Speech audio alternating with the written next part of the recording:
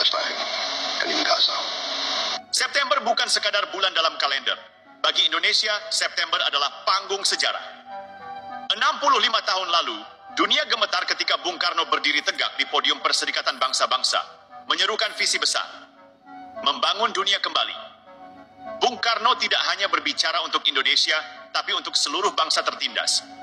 Ia membawa Pancasila sebagai tawaran ideologi penengah, jalan ketiga di tengah dunia yang terbelah antara Amerika Serikat dan Uni Soviet. Kini, lebih dari setengah abad kemudian, sejarah seakan berulang. Dunia sekali lagi menoleh ke Jakarta, menunggu sosok kontroversial namun penuh wibawa, Prabowo Subianto. Selama 10 tahun terakhir, kursi Presiden Indonesia di Forum PBB dibiarkan kosong. Presiden Joko Widodo memilih absen dari panggung dunia, dan akibatnya simbolisme Indonesia meredup. Suara Indonesia memang masih ada melalui diplomatnya, tetapi tidak cukup untuk membuat dunia menoleh. Namun 23 September 2025, keadaan berubah. Indonesia bukan lagi sekadar penonton. Dengan lantang, Prabowo akan tampil sebagai wajah baru Indonesia yang berani berbicara langsung di hadapan dunia. Bahkan urutan pidatonya menandakan gengsi dan pengakuan. Setelah Amerika Serikat dan Brasil, barulah Indonesia. Bukan kebetulan, melainkan sinyal politik bahwa dunia ingin mendengar apa yang dikatakan Prabowo. Mengapa dunia begitu menaruh harapan? Karena Prabowo bukan sekadar presiden biasa. Ia adalah paradoks hidup seorang jenderal tempur Kopassus, keras dan disiplin, tetapi juga anak seorang intelektual besar, ekonom legendaris Sumitro Jojo Hadikusumo. Dari situlah lahir kombinasi unik, keberanian militer dan kedalaman intelektual. Prabowo kerap mengutip Bung Karno dan pasal 33 Undang-Undang Dasar 1945.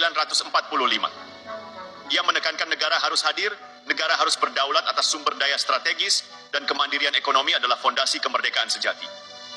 Program-programnya berbicara banyak, makan bergizi gratis untuk anak bangsa, sekolah rakyat, kontrol negara atas kekayaan alam, dan sikap tegas melawan mafia serta koruptor. Itu sebabnya dunia penasaran. Apakah Prabowo akan menjadi Bung Karno abad ke-21? Apakah ia akan mengguncang tatanan global dengan gagasan sosialisme ala Indonesia? Bandingkan dengan Malaysia. Negeri jiran ini sering ingin menampilkan diri sebagai pemain regional, tapi realitasnya berbeda. Di forum internasional, suara Malaysia kerap tenggelam. Perdana Menteri mereka lebih sering tampil sebagai pengeluh isu domestik, bukan sebagai penggagas ide besar dunia. Malaysia masih berkutat dengan politik internal yang sempit, terjebak dalam isu etnis dan perebutan kursi kekuasaan. Tidak ada visi besar yang mampu menyatukan dunia ketiga, apalagi menandingi level Bung Karno. Sedangkan Indonesia dengan Prabowo hadir dengan wibawa. Dunia menaruh posisi terhormat, urutan ketiga di PBB, sejajar dengan Amerika Serikat. Sementara Malaysia hanya menjadi penonton, bahkan kadang sekadar pengikut agenda negara besar. Perbedaan kelas ini nyata. Prabowo membawa Indonesia tampil sebagai bangsa besar, berdaulat, dan disegani. Malaysia tetap berada dalam bayang-bayang sekadar pelengkap kawasan Asia Tenggara.